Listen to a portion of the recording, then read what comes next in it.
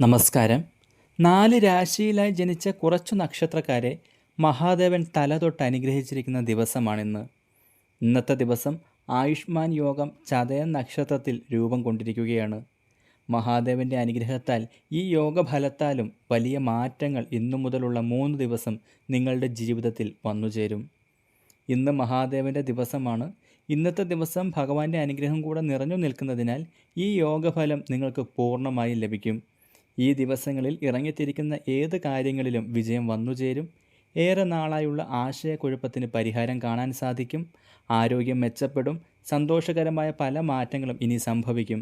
നിങ്ങളുടെ നക്ഷത്രം ഇതിൽ ഉൾപ്പെടുന്നുണ്ടെങ്കിൽ രാവിലെ കുളിച്ച് ശുദ്ധമായി ഓം നമഃശിവായ 21 പ്രാവശ്യം ജപിക്കുന്നത് ഉത്തമമാണ്.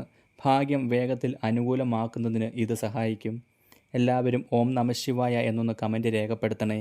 നക്ഷത്രങ്ങൾ: മിഥുനം, മകയിരം, തിരുവാതിര, പുണർദം, കന്നി, ഉത്രം, അത്തം, ചിത്തിര, ധനു, മൂലം, പൂരാടം, ഉത്രാടം, മീനം, പൂരുരുട്ടാതി, ഉത്രട്ടാതി, രേവതി.